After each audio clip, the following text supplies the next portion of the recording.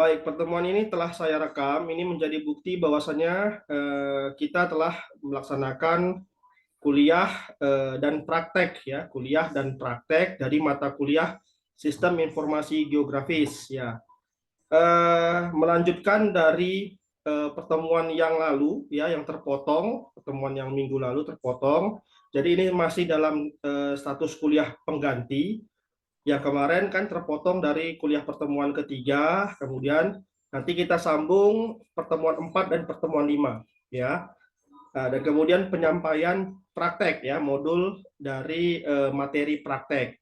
Nah, diharapkan mahasiswa walaupun cuma satu orang atau dua orang yang mengikuti mata kuliah ini tetap fokus ya mengikuti mata kuliah karena materinya nanti secara keseluruhan ini akan saya muat atau saya posting di ya atau saya upload di Google Classroom ya. Jadi platform media yang saya gunakan selain Zoom, kuliah Zoom untuk menyampaikan materi ya secara sesingkat-singkatnya itu di Zoom, dan lebih lanjutnya ya mahasiswa diharapkan untuk belajar secara mandiri mempelajari materi yang telah saya upload ya.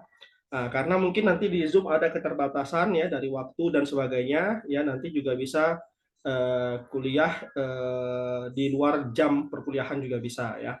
Baik, langsung kita mulai saja ini ya. Ini langsung saya akan buka materi. Jadi kemarin itu terpotong sebenarnya pertemuan ketiga ya Arya. Ya, Pak. Ya, jadi Ari ini satu-satunya mahasiswa yang beruntung ini ya, karena memang sendiri ya mengikutinya ya, tapi luar biasa masih bersemangat walaupun sendiri.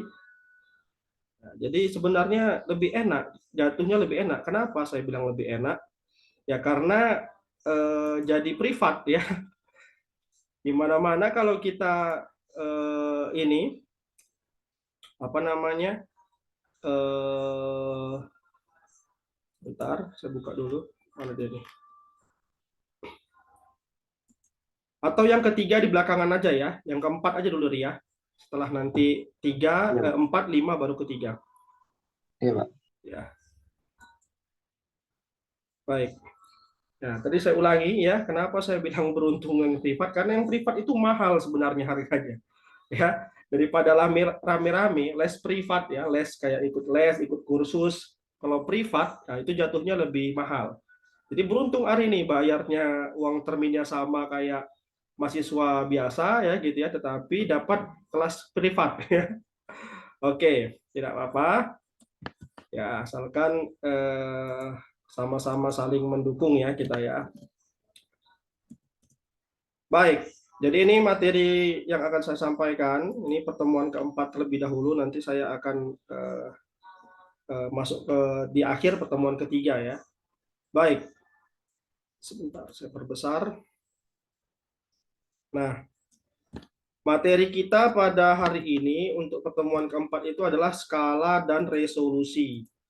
Nah, pada skala dan resolusi sebenarnya kita mempelajari tentang peta yang kemarin telah saya sampaikan ya, di pertemuan kedua juga itu sudah saya sampaikan. Jadi saya ulas kembali, sistem informasi geografis itu sebenarnya mempelajari mengenai teknik survei dan pemetaan.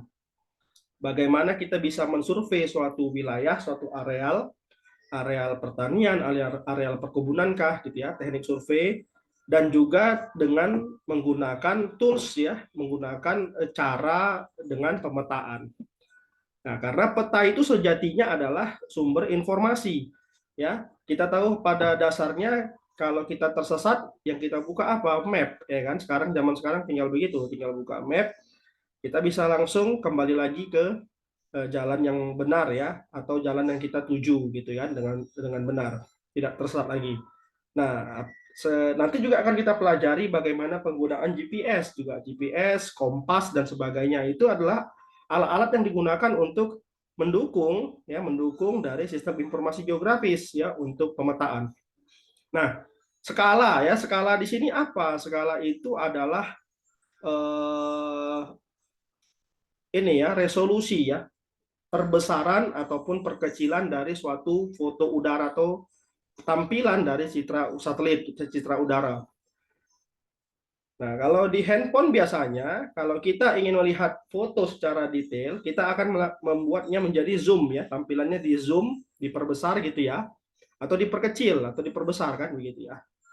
Nah, skala pada umumnya seperti itu. Semakin kita memperbesar, kalau layar tangkapannya adalah HD, grafiknya bagus, maka yang kita lihat semakin jelas ya tampilannya. Kalau dia layarnya resolusinya rendah ya di tampilan foto itu atau gambar tersebut, maka yang terjadi apa? Kalau resolusinya rendah, kita zoom zoom zoom terus yang menjadi kotak-kotak ya, pecah dia ya gambarnya. Nah, ini akan kita pelajari pada hari ini, prinsip dasar skala, resolusi, akurasi peta, presisi peta. Nah, empat ini ya. Nah, ini karakteristik peta. Ya, jadi peta itu merupakan batasan penggunaannya, termasuk skala, akurasi, jangkauan, dan pengembangan database. Nah, bagaimana hubungannya dengan karakter sistem informasi geografis ya? Jadi SIG ini sistem informasi geografis. Jadi SIG ini menyampaikan informasi yang ada di peta. Pada dasarnya simpelnya seperti itu. Nah, jadi membuat gambaran apa yang ada di gambar gitu ya. Kayak kemarin Bapak sudah sebutkan, ini Pulau Bali. Tapi kalau dilihat begitu saja, ya kelihatannya belum jelas ya. Tapi kalau dilihat diberikan informasi seperti batas kabupaten, batas kota, kemudian jalan, kemudian ini sungai, ya, maka yang kita lihat semakin jelas, ya. Berapa besar lahan areal untuk hutannya, lahan pertaniannya, pemukimannya, dia menjadi sumber informasi gambar tersebut. Nah, sebenarnya begitu, Sigit. Nah, ini Pulau Ambon. Kalau dilihat seperti ini, kita bisa mengetahui, ya kan? Nah, di sini ada wilayah-wilayah yang ada di Ambon. Tapi kalau tidak ada seperti ini tampilan udara saja, maka kita melihat ini apa gitu ya. Belum tahu juga kita di Ambon atau apa gitu ya. Tapi setelah diberikan informasi seperti ini, maka karakteristik SIG tadi mendukung ya. Nah, ini seperti ini. Kalau kita lihat ada berapa gradasi warna? Hijau, kuning, sama orange gitu ya. Nah, jadi apa maksudnya ini? Biasanya dalam peta ya, informasi yang menunjukkan warna gradasi warna ini menunjukkan apa? Tingkat elevasi, dataran tinggi dan dataran rendah. Nah, jadi kita lihat di sini ya, yang orange ini merupakan dataran tinggi ini. Ya, yang kuning ini adalah dataran lembahnya ya. Dan kemudian yang hijau ini sudah masuk pesisir. Wilayah pesisir biasanya dataran rendah ya. Jadi seperti itu. Semakin warnanya gradasi warnanya semakin merah, maka dia semakin tinggi. Kalau kita perhatikan ya yang di warnanya orange ini ada segitiga ini di sini. Ini menunjukkan apa segitiga? Simbol untuk apa? Informasi yang menunjukkan untuk gunung. Ini adalah gunung gitu ya. Perbukitan, wilayah gunung atau perbukitan. Ya, ini di daerah Jawa Barat ini ya, Jawa Barat. Nah, konsep skala umumnya dipakai untuk format dasar vektor ya. Jadi sebenarnya ada dua data dalam sistem informasi geografis. Kemarin sudah saya sebutkan, raster dan vektor. Nah, kalau raster dia masih berupa digital digitasi ya, seperti kotak-kotak begitu. Nah, namun kalau vektor dia sudah melambangkan garis dan titik, makanya lebih orang cenderung lebih bisa menggunakan database format vektor untuk sistem informasi geografis. Oke, skala peta itu apa? Hubungan ukuran. Jadi ukuran ya, membuat ukuran. Kalau semakin diperbesar, maka akan semakin jelas lah. Ya, kalau tadi kan Jawa Barat luas sekali. Kalau kita zoom ke daerah Bandung saja, maka lebih detail kita tahu wilayah Bandung, gitu ya. Jawa Barat kan ada ibu kotanya kan Bandung, gitu ya. Nah, skala peta adalah rasio perbandingan jarak peta dengan jarak sesungguhnya. Jadi jarak di peta itu dilambangkan nanti dengan skala. Ya, ada 1:5.000, ada skala 1:10.000 ya. 5.000 apa, 10.000 apa, kilometer biasanya ya. Baik. Nah, ini pembacaan skala ya. Nah, jadi sebenarnya ya 1 cm seperti ini saya katakan tadi ya, 1 cm di peta itu merepresentasikan sebenarnya 10.000 cm jarak di lapangan atau 1 km, ya 1 km. Jadi 1 cm jarak yang di peta itu sebenarnya representatif dari 1 km jarak sebenarnya di lapangan, ya. Nah, itu skala itu. Nah, ini contohnya ya. Nah, baik. Nah, ini udah 10 km ya. 1 cm, ini centimeter, 1 cm melambangkan 10 km. Berarti skalanya berapa? 1 banding 1 juta. Ya.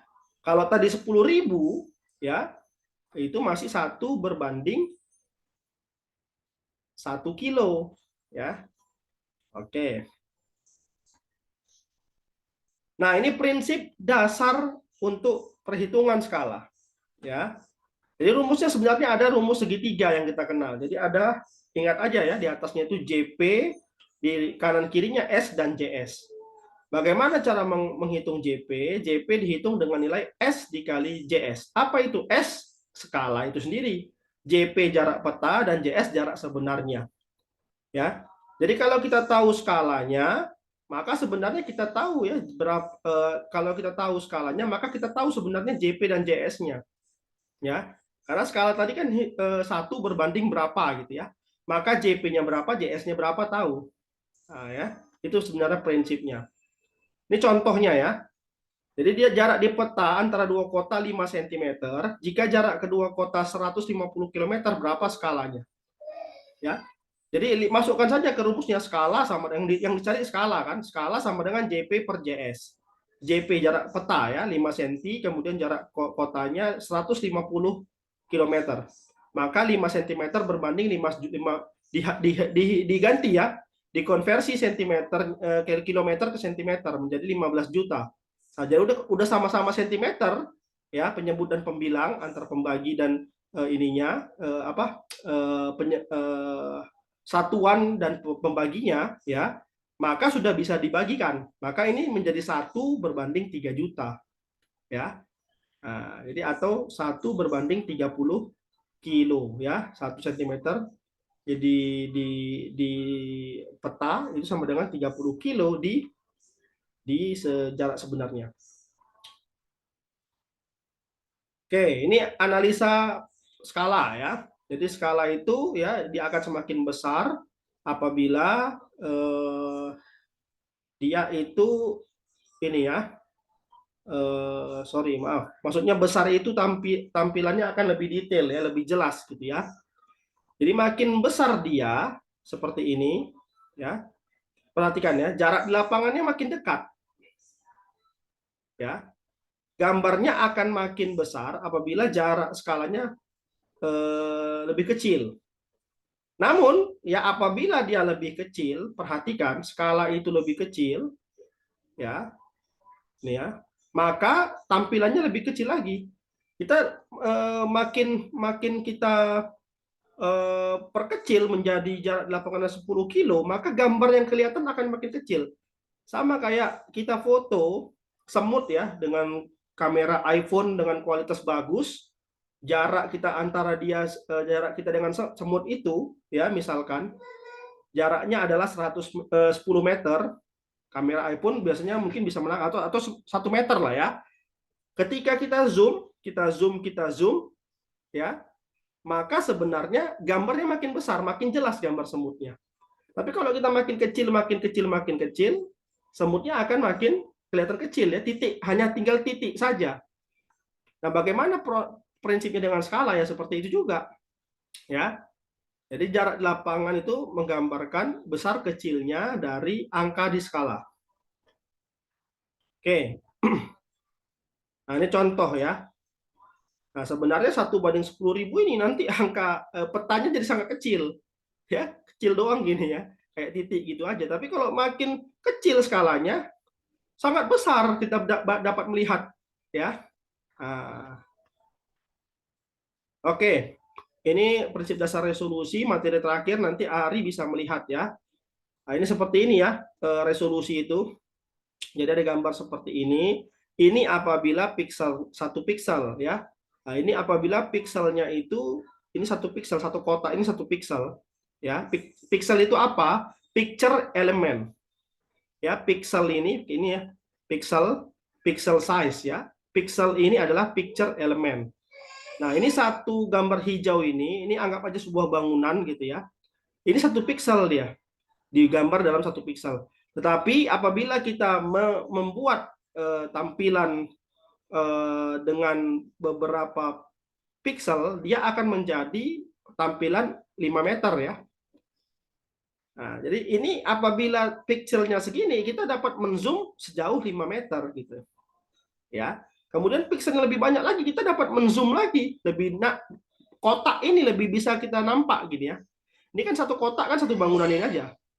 Ya kan? Nah, ini beberapa kotak dia bangunan ini sudah dapat di zoom. Ya, kalau yang ini wah sudah picture elemennya sudah kecil-kecil ya. Bukan, bahkan nanti kalau ada orang duduk di sini kita bisa menzoom ini ya. Di sini kita bisa menzoom karena sejauh 1 meter cuman kita bisa melihatnya. Ya. Baik, seperti itu ya kira-kira materi. Ya, ini seperti ini saya katakan tadi Ari ya. Perhatikan ya. 250 kilo kan ini data raster ini ya. Pixel ini. Nah, spasial resolusi ya. Perhatikan, gambarnya sebenarnya seperti ini kalau kita tangkap. Ini sebuah peta ya. Pulau-pulau apa gitu ya, belum tahu kita.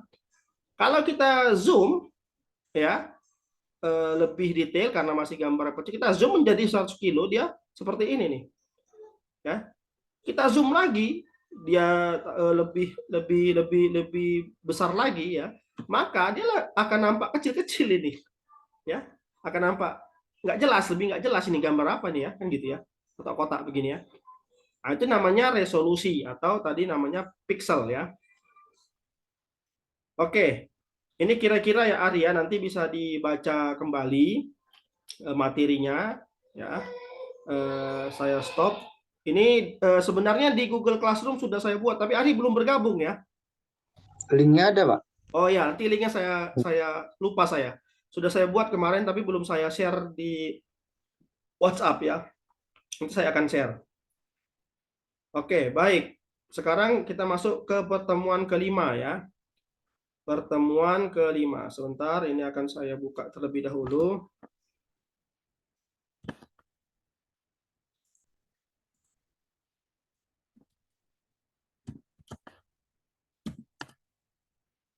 Jadi sebenarnya kalau kuliah seperti ini kita bisa ngatur ya kan ya.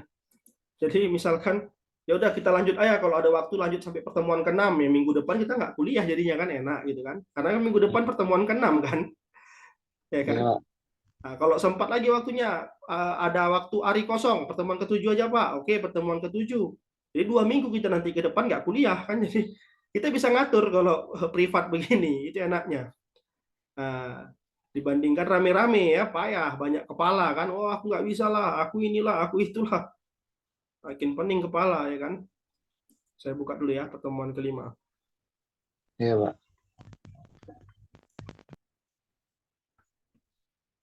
Oke. Nah, ini pertemuan kelima. Nah, ini juga kemarin belum saya tampilkan karena kemarin kita sampai pertemuan ketiga itu terpotong dan pertemuan ketiga nanti setelah ini ya.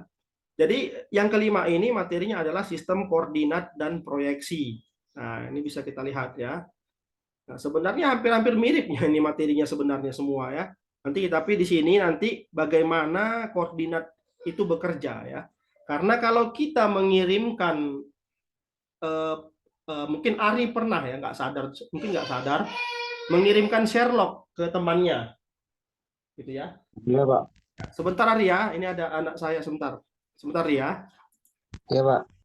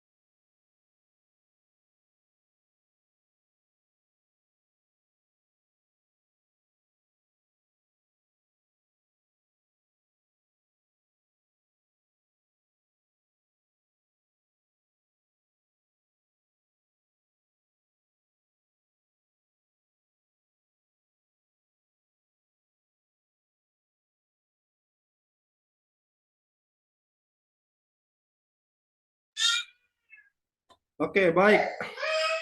Ya, mohon maaf terpaus ya tadi, terpotong sebentar tadi. Nah, jadi saya mau Bapak lanjutkan ya. Ini ada sistem koordinat dan proyeksi ya materi kita. Sebentar, tadi udah Bapak ambil fotonya belum? Sudah.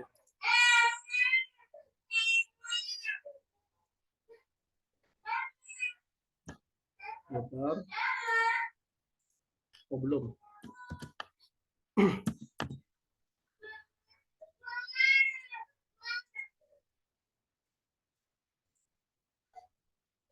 Ya.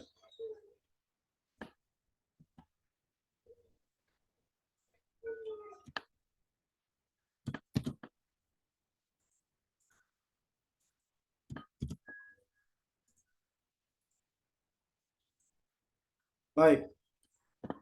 Nah, di sini kita akan mempelajari bentuk bumi yang pertama ya. Nah, lupa tadi Bapak ya menyambung ya. Kata Ari pernah tadi ya mengirim Sherlock ke temannya gitu ya. Iya, Nah, Pak. jadi sebenarnya yang kita kirim itu tuh titik, suatu titik di mana letak kita berada, berdiri gitu ya. Nah, dan yang mengetahui lokasi kita berada itu device-nya, perangkatnya. Jadi device itu dia mempunyai sebuah GPS ya yang merekam di mana letak kita posisi berdiri. Nah, jadi sebenarnya secara nggak langsung yang kita kirim itu adalah titik koordinat sebenarnya. Jadi titik koordinat di mana kita berdiri. Nah, itu yang biasa di Sherlock orang-orang di WhatsApp atau di mana gitu ya. Nah, di sini akan kita pelajari bentuk bumi, sistem koordinat sferikal, ya kan, proyeksi peta dan bidang proyeksi, UTM, Universal Transfer Mercator, dan sistem koordinat, ya. Kemudian ada transformasi koordinat. Nah, jadi sebenarnya yang perlu kita ketahui, ya, bentuk bumi itu sebenarnya bagaimana kalau menurut Ari? Bentuknya bulat sih, Pak. Tapi kok ada kayak nggak bulat gitu sih. Ya, jadi sebenarnya lebih condong ke pendapat yang kedua yang ada sebut tadi. Enggak bulat sebenarnya ya. Jadi bentuknya itu elipsoidal. Elipsoidal itu bulat lonjong ya, seperti telur, tapi enggak menyerupai telur begitu. Kalau telur kan lonjong sekali ya, elipsoidal sekali. Ini lebih lebih ke bulat tetapi agak sedikit melonjong. Jadi sebenarnya bentuk bumi itu seperti itu. Enggak benar-benar bulat secara simetris bulat gitu ya. Enggak. Nah, makanya bumi disebut spheroid atau elipsoidal ya. Nah, sistem koordinat geografis dengan bentuk bumi tersebut nanti akan membuat suatu dua garis yang membujur dan melintang. Nah, ada yang kita kenal dengan latitude dan longitude ya, itu tadi garis bujur dan garis lintang ya. Nah, referensi untuk menentukan suatu lokasi disebut datum ya, daerah ini tadi ya, daerah lupa saya tumnya apa.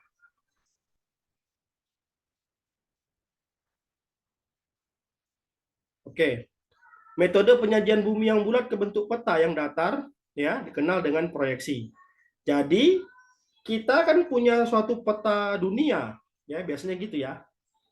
Peta dunia itu kalau misalkan sebenarnya itu adalah gambaran proyeksi dari peta yang bulat tadinya. Makanya kita melihat peta, gambar peta dunia tadi yang di awal-awal kita telah pelajari, itu suatu bulat yang dibuka gitu ya. Yang dibuka. Nanti kita lihat ya. Nah, ini ya. Kita menganggap bentuk bumi itu bulat ya, sphere. Sphere itu bulat. Padahal sebenarnya bentuk bumi itu adalah spheroid atau elipsoidal. Ya. Jadi nggak bulat seperti ini simetris, tapi melonjong dia ya, melonjong begini bentuknya. Seperti inilah bentuk bumi itu sebenarnya. Nggak bulat sempurna seperti ini ya. Ini melonjong ya. Nah, radius pada ekuator lebih besar daripada kutub. Ya, ekuator mana? Garis yang melintang. Ini yang tengah ini. Ya, garis yang melintang ini ekuator atau garis khatulistiwa. Ini ya, garis tengah ini nih. Nah, ini yang membagi bumi menjadi dua belahan, kutub utara dan kutub selatan. Ya kan terbagi kan, kalau ini dibelah maka terbagilah bumi itu setengah-setengah ya kan, atas dan bawah, kutub utara dan kutub selatan. Nah, tetapi radius pada kutubnya itu lebih kecil nih ya. Ini yang kutub itu yang ini membagi bumi menjadi belahan kanan dan kiri gitu ya. Ini garis apa ya? Eh, garis kutub ya, garis kutub atau garis yang membujur. Nah, jadi sebenarnya ekuator lebih besar garisnya ya, lebih panjang. Nah, ini maksud saya tadi ya. Ini A ini lebih kecil daripada B. Padahal kalau dia bentuk bumi itu sempurna, A dan B kan harusnya sama. Benar nggak ya? Iya Diameter kan? Pak. Diameter kan? Nah, berdasarkan temuan para ahli, para peneliti di NASA sana, menemukan bahwasanya radius A dengan B itu jarak ya, jarak dari kutub ini ke sini dihitung berdasarkan tampilan dari foto udara satelit. Ya ternyata B itu lebih besar daripada A gitu. Ini menarik ya. Jadi anggapan kita bumi itu bulat ternyata memang salah. Cuman ada beberapa orang yang nakal ya, beberapa orang nakal nih orang-orang nggak beragama biasanya ya Ari ya, yang buat apa namanya kekacauan ya, membuat kekacauan. Jadi eh, menyatakan bumi itu datar katanya. Ya bumi itu datar salah, ya kan? Bumi bulat juga salah gitu. Tapi bukan berarti bumi bulat itu salah, berarti bumi datar. Bukan. Bumi bulat itu salah, menyatakan bahwasanya bumi itu memang bentuknya bukan bulat, tapi bentuknya adalah elip, ya, bulat yang sedikit melonjong. Nah, ini dia ya. Nah, bentuk bumi tidak bulat sempurna karena bumi punya kepipihan ya, dikenal dengan flattening atau ellipticity. Nah, kira-kira perbedaannya ya kan, pengamat para ahli menghasilkan perbedaan nilai kurang lebih sekitar 20 kilo antara radius bumi dengan dengan jarak dari pusat bumi ke kutub ya. Jadi harus teliti antara A dan B tadi, garis A dan B tadi, 20 kilo. Lumayan jauh ya kan? Nah, ini ya. Jadi ada nilai F-nya. Karena B dengan A ini tadi lebih besar B ya. Nah, Nah, nanti kita kenal yang tadi garis B itu adalah ekuator, yang A itu adalah ya garis kutub, gitu ya. Nah, sebenarnya kita mengetahui F-nya itu nanti adalah 1 ya berbanding 298. Inilah yang dia nanti dikenal dengan WGS, sistem WGS di sistem informasi geografis. Menjadi patokan kita atas koordinat bumi. Nah, gitu maksudnya. Nah, ini ya. Ini menurut WGS 84 ya, sistem WGS 84. Ini panjang A, ini panjang B. Ada selisih ya, perbedaan. 6378 ke 6356. Ya kan? Nah, jauh perbedaannya ini ya, 78, 6378, 6356. Nah, yang lainnya juga begitu ya, banyak perbedaan di sini. Ya, menyatakan perbedaan. Nah, ini garis ekuator ya kan? Dan kemudian ini adalah garis longitude ya. Latitude adalah garis membujur dan longitude garis latitude garis lintang, longitude garis membujur ya. Membagi bumi ada north, utara dan south, selatan. Sementara longitude membagi bumi ada west dan ada east, ada barat dan ada timur ya, seperti itu.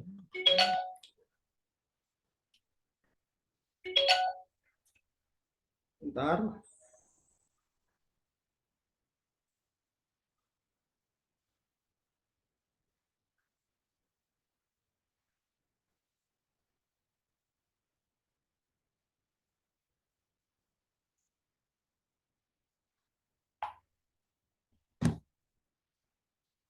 Baik, ini nanti pengertian latitude ya. Nah, ini longitude, nanti bisa dibaca ya Ria. Nah, kalau kita menunjuk ya titik ini ya, berarti kita mengetahui bahwasanya ini titik di sini itu adalah 55 derajat 30 menit 30 detik, ya, north, ya, utara, kutub utara, ya, apa namanya, lintang utara, ya. Sementara kalau kita melihat dari sisi bujur timur, ya, bujur timur, I itu bujur, ya, N tadi adalah lintang. Maka dilihat dari sisi bujur timur, maka dia 60 derajat, 00 menit, 00 detik. Ya. Nah, ini melihat posisinya, ya, dari sini. Ini ada 55 derajat. Kita melihatnya dari ekuator diambil ke titik itu, gitu ya. Sementara kalau kita ingin melihat bujur timurnya dari sini ke sini, karena ini titik ini berada di sini perpotongannya, ya, di sini dia. Jadi kalau di sini maka ini ditarik dari sini ke sini. Inilah 60 derajat, ya kan? Ini 55 derajat. Nah, jadi seperti itu sebenarnya sistem titik, ya, apa, koordinat, ya. Nah, ya, maka nanti dikenal dengan DMS, ya, koordinat itu, degrees, minute, second, atau derajat, menit, detik, ya. Nah, nanti akan dikonversi untuk memudahkan perhitungan dalam bentuk desimal derajat atau DD, ya, desimal degree. Oke. Nah, ini contoh merubah nyari. Jadi kan 55 derajat, 30 menit, 30 detik. Nah, ini berarti 55 ditambah 30 dibagi 60, karena ini menit, maka dibagi 60 agar dapat satuan detiknya, ya, agar sama, agar bisa dijumlahkan ini, ya, kedua ini yang tanda kutip, ya, tanda kutip 1 dan tanda kutip 2 ini. Kemudian yang 30 dibagi berapa? 3.600, ya, 3.600. Ini adalah pecahan detik, ya, satuan detik.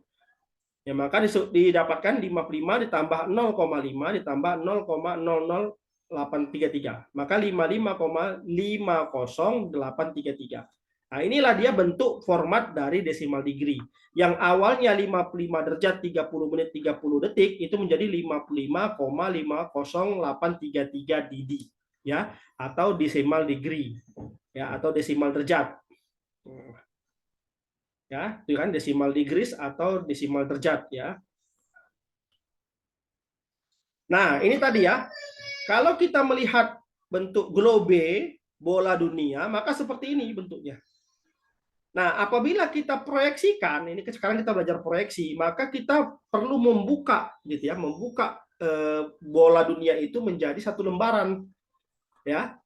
Nah, makanya nanti bentuknya kok seperti ini, gitu ya, benua-benua ini, ya, agak melonjong-melonjong, karena ini diproyeksikan sebenarnya ke bidang datar. Yang awalnya kan seperti ini nih. Apabila diproyeksikan ke bidang datar, bentuknya menjadi seperti ini. Nah, ini namanya proyeksi, disebut proyeksi. Oke. Nah, ini pengertian proyeksi bisa dibaca saja nanti. Nah, ini ya, Arya. Nah, kalau bentuknya tabung seperti ini, dia melengkung. Ketika kita proyeksikan kan tinggal kita buka, ya, begitu, ya. Maka menjadi bidang datar. Nah, sama seperti ini, bola ini nanti bisa kita proyeksikan, ya, ke samping dan ke atas, begitu. Jadi proyeksi 2 dimensi menjadi proyeksi 3 dimensi. Oh, maaf, terbalik, proyeksi 3 dimensi menjadi proyeksi 2 dimensi.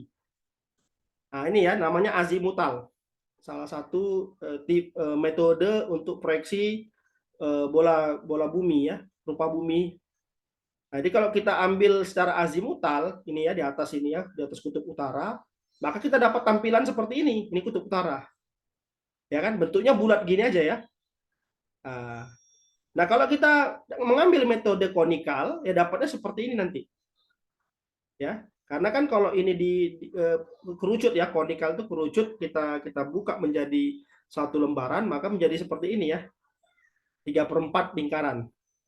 Kalau silindrikal, inilah dia, ya, menjadi peta dunia seperti ini, ya.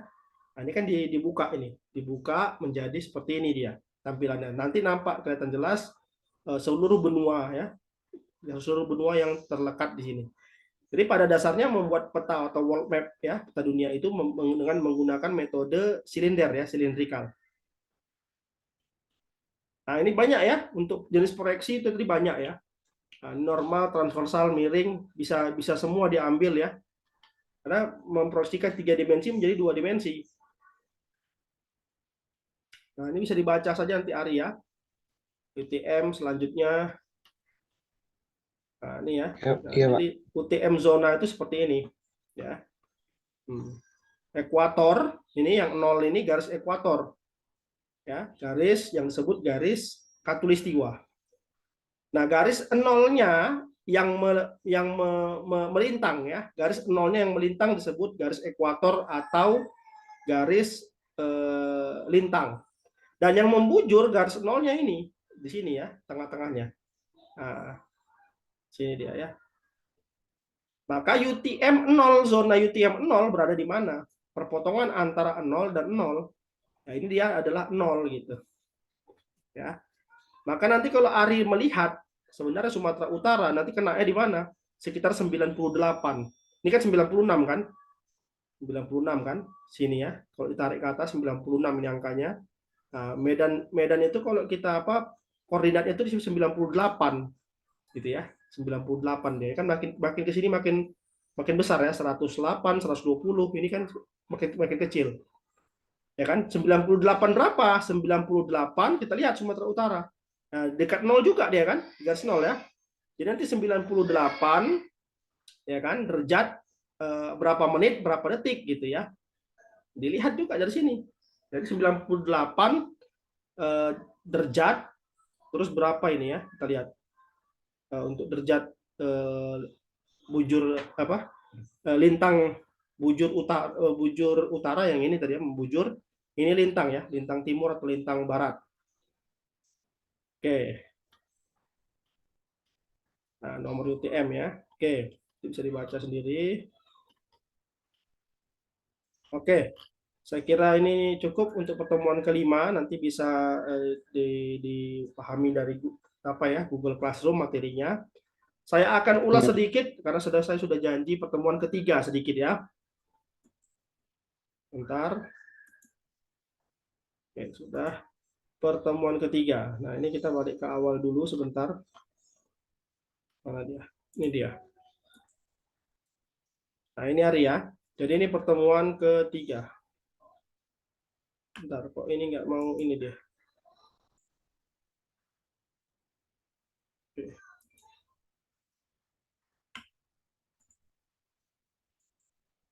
Ya, sudah. Nah, untuk pertemuan ketiga, ini semalam yang kita pelajari karakteristik data dalam sistem informasi geografis. Oke ya. Jadi ada data geografis, data spasial, mode data spasial ya, format datanya bagaimana. Nah, ini pengertian SIG pada umumnya. Nah, jadi ini basic data dalam sistem informasi geografis. GIS itu Geographic Information System ya, sama juga kita dengan istilah SIG tadi ya, sama itu. Tapi bahasa Inggrisnya ya Geographic Information System ya, dibalik dia. Nah, perhatikan, jadi datanya ada berupa vektor. Ini data berupa garis dan titik ya, titik-titik kotak-kotak begini ya. Nah, ini bisa kita lihat secara lebih jelas ya. Namun ketika data raster kita melihatnya berupa tampilan berupa pixel tadi ya. Raster itu berupa pixel, kotak-kotak dia, ya, picture element. Ini makin di zoom bentuknya makin seperti ini ya. Nah, ini data yang nyatanya di raster itu data nyata tampilan dari tangkapan udara ya, foto udara. Nah, ada juga yang disebut data tin. Nah, ini data yang mengerucut kepada rupa bumi ya, yang mengindikasikan elevasi ya, derajat elevasi dari tampilan sebenarnya bumi itu ya. Maka nanti kita bisa mengklasifikasikan ya rupa bumi itu menjadi dataran rendah dan dataran tinggi dengan data tin. Ya, kalau kita lihat di sini ini kan gunung sebenarnya ya kan ya. Gunung ya, kita lihat ya, dia kan menjulang ke atas ya. Yang seperti peta tadi, makin dia berwarna orange dan warna merah, maka makin tinggi sebenarnya dataran tersebut gitu ya. Kalau dia makin hijau makin rendah ya, dataran rendah. Nah, yang kedua basic data keempat ya, yang keempat basic datanya ada informasinya ya, atau yang disebut label ya, label atau atribut. Nah, ini dia ya. Ketika ada rumahnya di alamatnya di mana. dibangun tahun berapa, ya berapa luas, kemudian berapa kamar, kan kalau ada gambar rumah begini. Itu yang disebut apa? Yang disebut yang namanya informasi ya.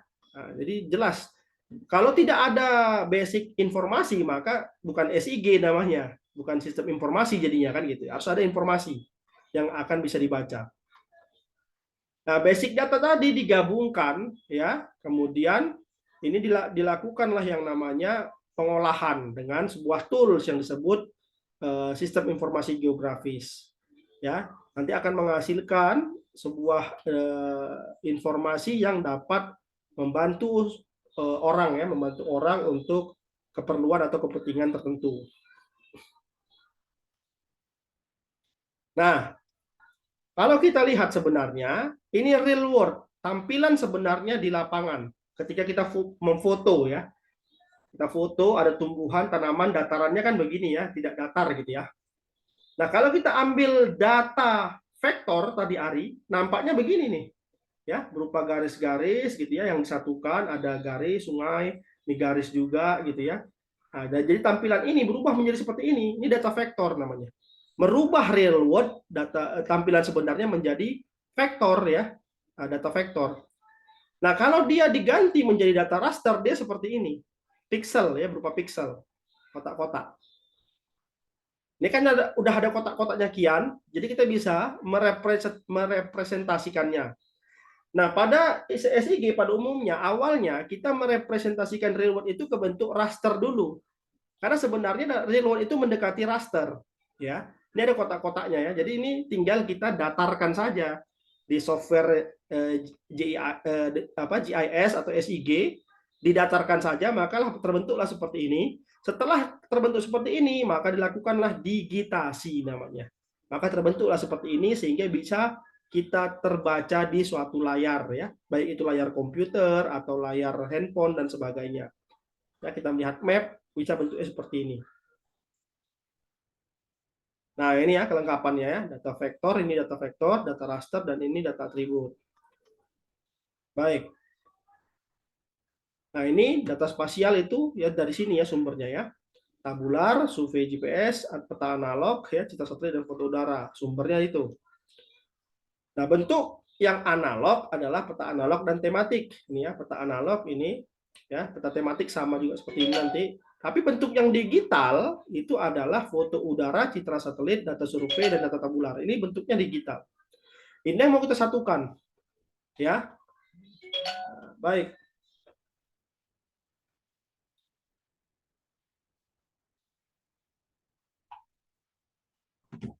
Kita lanjutkan. Oke. Jadi sebenarnya seperti ini. Kalau kita melihat titik ya Arya, ini ada 1, 2, 3, 4, 5, 6. Ari nggak nampak titiknya, tapi di sini nampak titiknya kan ya.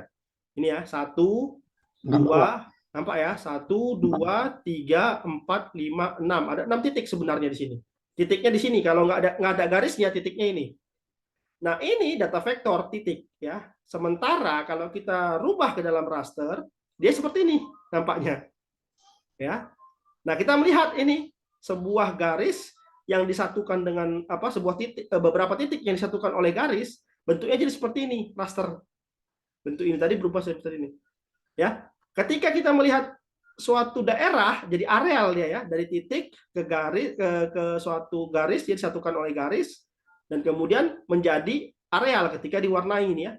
Arealnya ini menjadi seperti ini. Nah, ini perbedaan antara vektor secara nyata ya dan raster. Ya. Nah, ini lagi perbedaan nyata lagi nih, lebih nyata ya.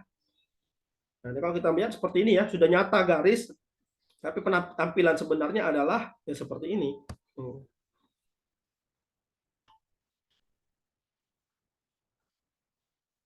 Nah, ini tadi ya, sudah Bapak jelaskan ya, data vektor itu kumpulan garis, titik ya, not itu titik ya, dan areal atau poligon. Nah, ini data perbedaan data, ini data vektor ya, kita melihatnya. Ini dari mana terbentuk titik ini? Ya 5 dan 1 ya, 5 dan 1. Jadi kalau secara vektor, kalau di map itu ya tinggal menyatakan koordinat ya. Titiknya berapa? antara sumbu X dan sumbu Y gitu ya. Kemudian data raster ya, sel atau grid atau disebut juga dengan apa tadi? Picture element atau pixel ya. Nah, ini. Nah, ini Bapak akan coba melakukan digitasi ya dengan zoom. Jadi tampilannya seperti apa ini coba ya. Saya akan digitasi warna merah, perhatikan ini. Ini saya digitasi nih. Nah, ya, jadi seperti ini nih. Ini namanya vektor. Yang merah ini namanya vektor nih. Sementara ya, kalau yang hitam di baliknya tadi itu adalah raster karena berupa picture element atau pixel. Nah, ini Bapak melakukan apa ini? Digitasi namanya. Proses digitasi. Nah, kalau Bapak hilangkan gambar ini, maka tersisa merah, kita nampak gambar itu seperti ini adanya. Paham ya? Kira-kira ya. Iya Pak, paham Pak. Nah, itu namanya merubah data raster ke vektor. Makanya Bapak bilang tampilan sebenarnya itu merupakan awalnya adalah merupakan data raster. Setelah itu kita rubah dengan proses digitasi menjadi data vektor ya. Oke. Saya akan melanjutkannya. Nah, ini sumber datanya ya. Dari mana peta ini ya? Dari foto udara ya, dilakukan dengan mengambil titik koordinatnya, elevasinya ya, kemudian dataran tinggi atau dataran rendahnya ya. Nah, menggunakan titik koordinatnya ya, maka disebut nanti sumber datanya apa disebut sumber data ya. Nah, ini peta analog contohnya ya. Ini kan sudah tampilan peta ya. Sebenarnya ini bisa dibuat. Ini saya juga bisa buat peta ini. Nah, ini ya, saya buat ulang nih petanya. Kan begitu ya, ketika peta ini saya hilangkan, maka garis merah ini yang saya buat udah mencitrakan atau menggambarkan peta ini gitu ya. Kalau Ari melihatnya. Nah, coba saya hilangkan backgroundnya, maka tersisa garis merah. Garis merah ini adalah peta itu gitu. Ya. Nah, itu contoh dari mendigitasi. Nah, makanya di sini di peta ini selalu ada ini yang kecil-kecil biru ini. Mungkin Ari nggak nampak tulisannya berapa ini kan. Ini adalah koordinat ya Ari ya. Ini koordinat harus ada ini. Jadi kita tahu ketika ini disatukan, ketemunya nanti ya titik ini ke titik ini, maka dia koordinat berapa di sini. Jelas jadinya. Nah, ini contoh lagi ya. Ini bisa nggak kita rubah menjadi peta ini? Bisa ya Ari ya. Bisa juga kita rubah jadi peta ini. Contoh misalkan ya, ini saya akan mendigitasi jalan. Saya akan melakukan digitasi jalan.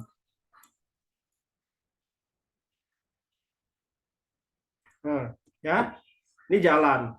Ini bangunan. Saya akan mendigitasi bangunan. Yang bangunan saja saya digitasi ya. Yang bangunan saya digitasi ini. Oke. Kemudian saya akan mendigitasi pemukiman.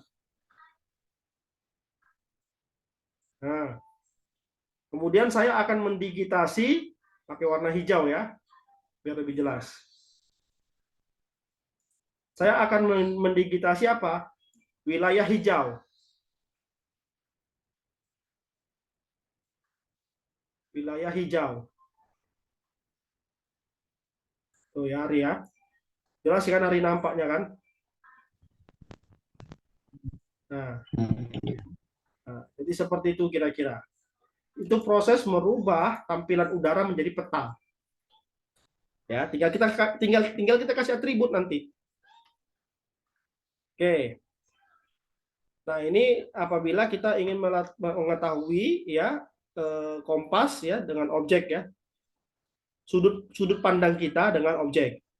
Teodolit alat yang digunakan untuk apa?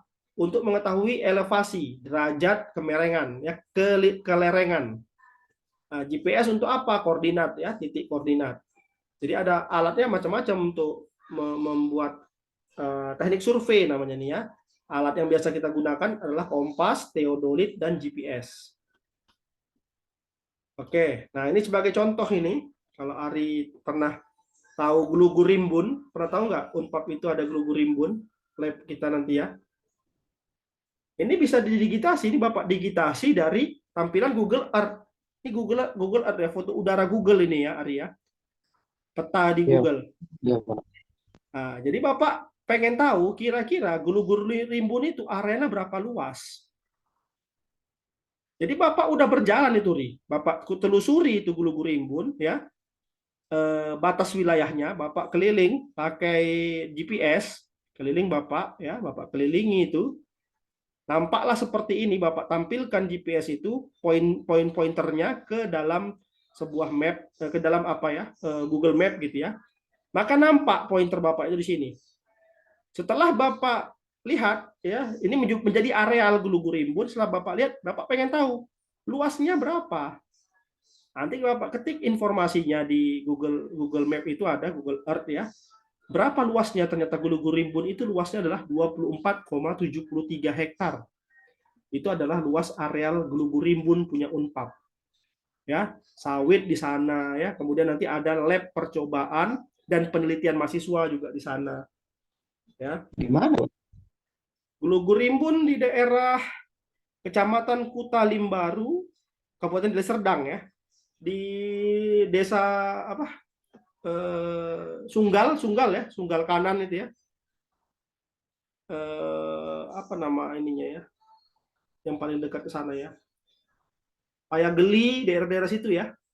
Sunggal ya. Pokoknya Kelambir 5 lewat lagi nanti bisa lewat apa?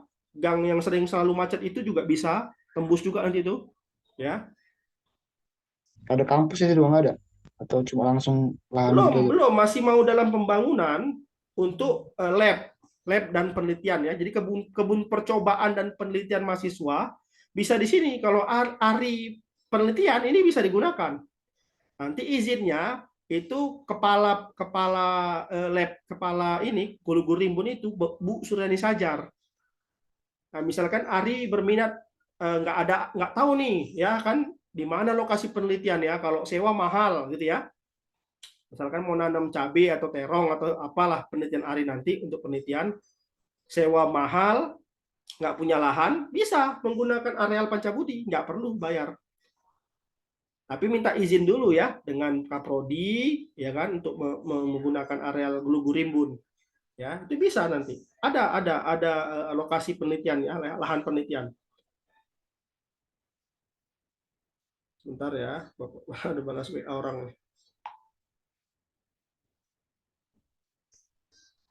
Nah, ini ya, 24 hektar loh Ari ya. Ari palingan berapa petanya untuk lokasi penelitian nanti ya. Nanam terong atau nanam tomat ya kan, kalau penelitiannya atau nanam bawang dan sebagainya tergantung apa tanaman apa yang diminati untuk penelitian kan gitu. 24 hektar ini besar ini ya, bisa digunakan. Oke, itu yang ketiga.